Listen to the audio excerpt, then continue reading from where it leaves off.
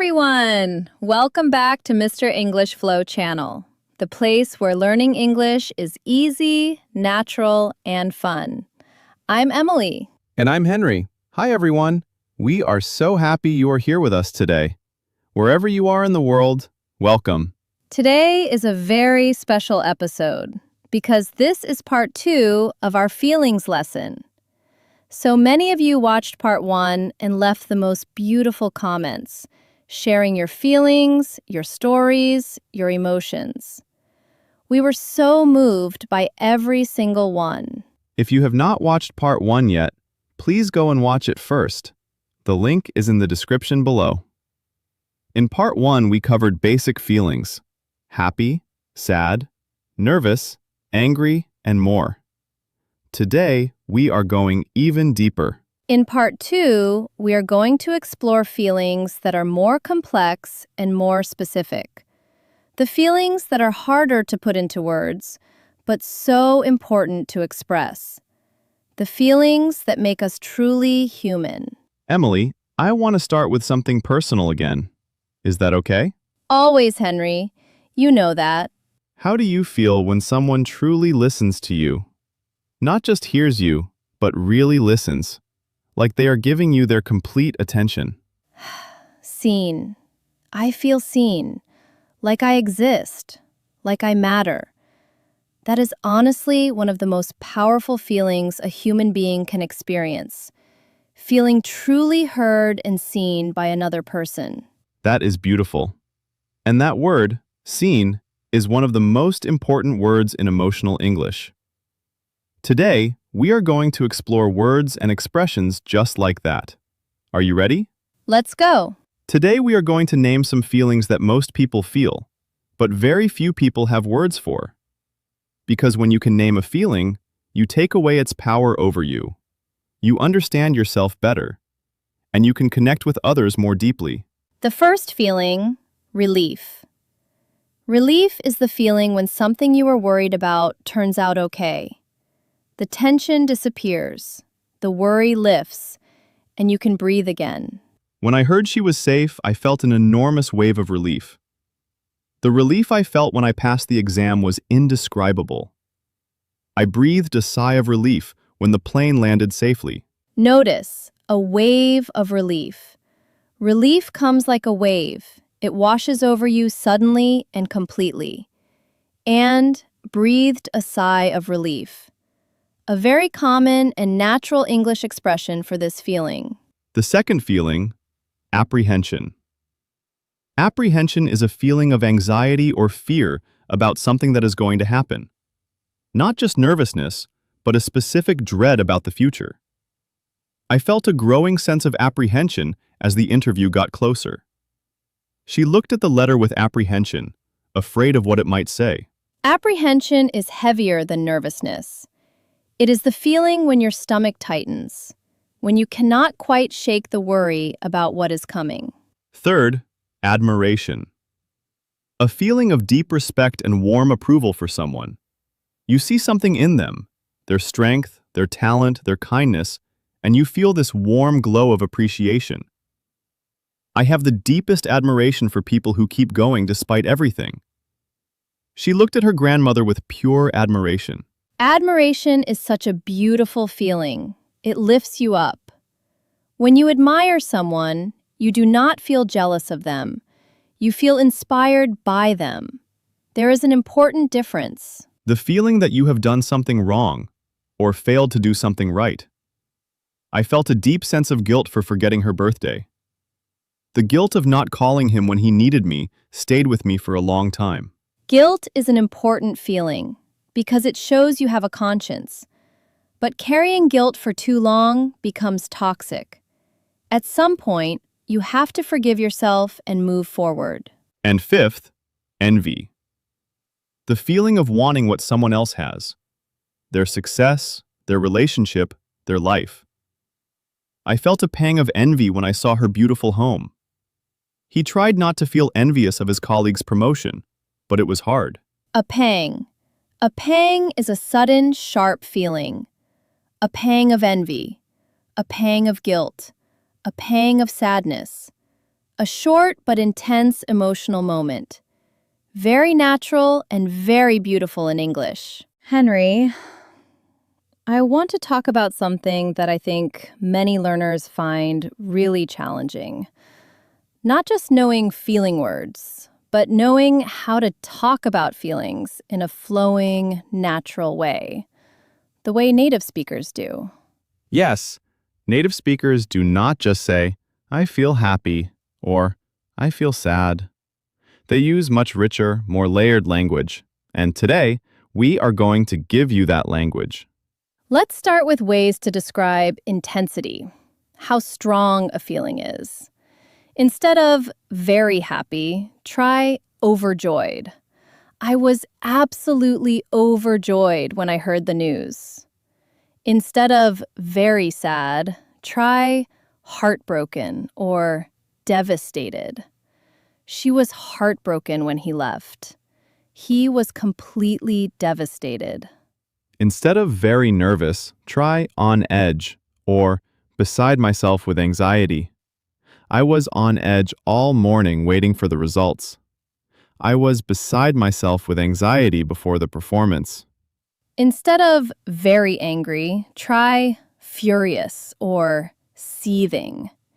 He was absolutely furious when he found out. She was seething. You could see it in her eyes. And instead of very happy and excited, try elated or over the moon. I was completely elated after winning the competition. She was over the moon when she got the job offer. Now, let's look at ways to describe where you feel emotions. In English, we often feel emotions in our body, and we have beautiful expressions for this. I felt a tightness in my chest, anxiety or sadness. My heart was racing, excitement or fear. I felt a lump in my throat, about to cry. My stomach was in knots, very nervous. I felt a warmth spread through me, love or gratitude. My shoulders relaxed, relief. I felt a heaviness in my heart, sadness or worry. My eyes filled with tears, deeply moved or sad. These body-based expressions make your emotional English so vivid and natural. When you say, my heart was racing, people feel it with you. When you say, my eyes filled with tears, people understand completely. You do not need to explain. The expression says everything. And finally, ways to describe how emotions change over time. The anxiety faded slowly. The joy built up inside me. The sadness washed over me. The relief flooded through me. The excitement grew with every passing hour. Notice the verbs fade, build up, wash over, flood through, grow. These verbs give your feelings movement. They are not just static. They live and breathe and change, just like real emotions do. Emily, I want to tell you about a day I had recently. A day that was full of so many different emotions, and I want you to help me name them as we go. Is that okay? I would love that, Henry. Tell me everything. So, it was last Thursday. I woke up feeling really unsettled, like something was not quite right, but I could not put my finger on what it was. Just this vague unease. Unsettled. A feeling of being disturbed or uneasy, like something is not in its right place. And vague unease, a mild but persistent discomfort that you cannot quite identify or explain. Beautiful.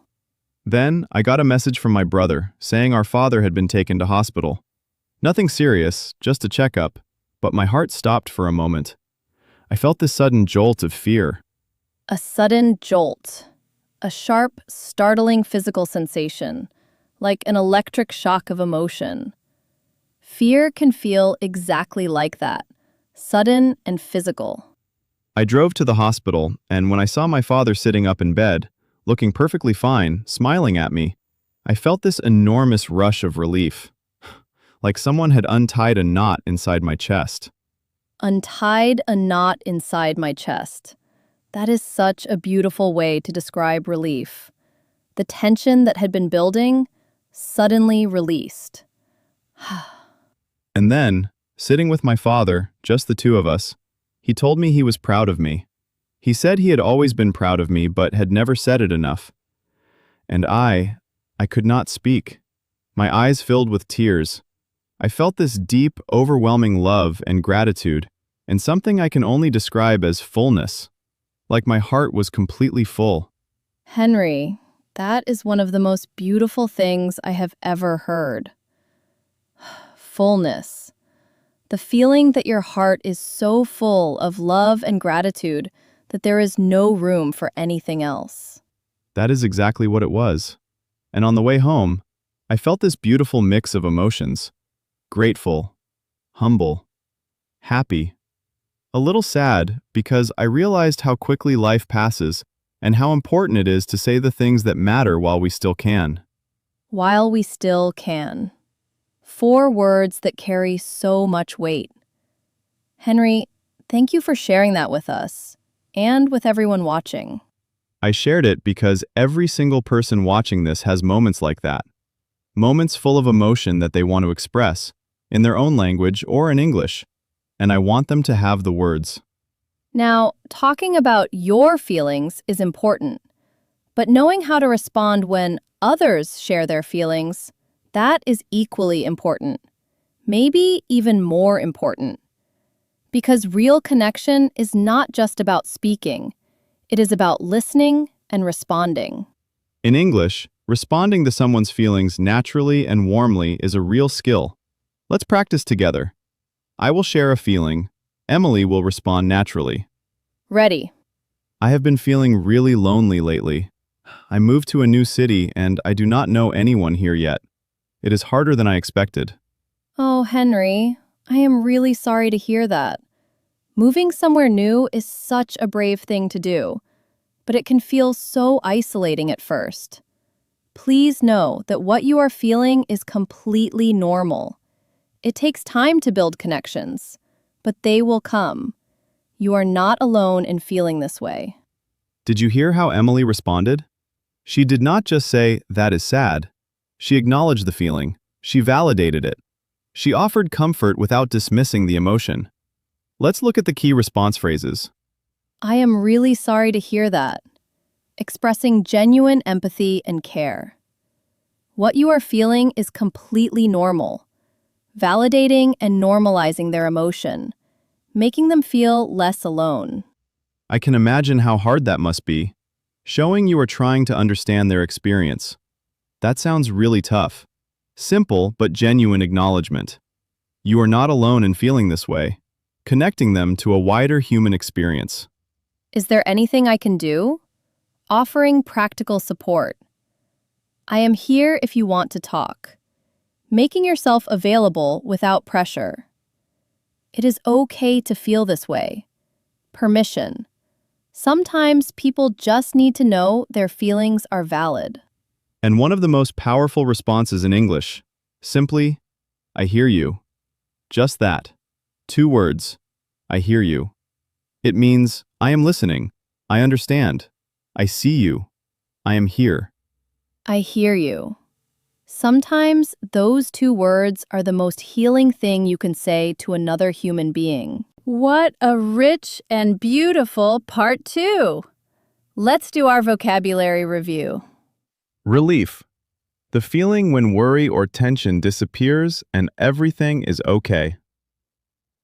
I breathed a sigh of relief. Apprehension. Anxious worry about something coming in the future. She felt growing apprehension as the deadline approached. Admiration. Deep respect and warm approval for someone.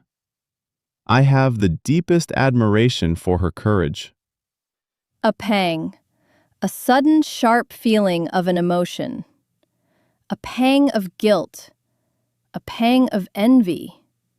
A pang of sadness. seething, extremely angry, anger that is barely contained. He was seething, but he kept his voice calm. Elated, extremely happy and full of joy. She was completely elated after the performance. Fullness, the feeling of being completely filled with love, gratitude, and meaning. I felt a fullness in my heart that I cannot describe. And finally, validated. Having your feelings accepted and recognized as real and understandable. She felt validated when her friend said her feelings made complete sense. Remember, every feeling you have is real. Every emotion deserves a name. And now, more than ever, you have the words to express the full, beautiful depth of your human experience. In English. Here is our question of the day. Share a moment when you felt truly seen, truly heard by another person. What did they do or say that made you feel that way? Write it in the comments below. We would be so honored to read your stories. We read every single comment, and we genuinely care about every single one of you. You are part of our family here at Mr. English Flow. Thank you so much from the bottom of our hearts for watching part 2 today. This has been one of our most meaningful lessons, and it is all because of you, because you show up, you listen, and you share. If this lesson touched you, please give it a big thumbs up. It really helps our channel grow and lets us make more meaningful lessons for you every week. And please subscribe to Mr. English Flow so you never miss a new lesson. Keep practicing every single day. Name your feelings. Share them. Listen to others. Connect deeply. Your English and your heart will grow richer every single day. We will see you in the very next video. Until then, feel everything fully, speak everything honestly, and never stop learning. Keep practicing. Bye for now. Bye-bye. See you soon.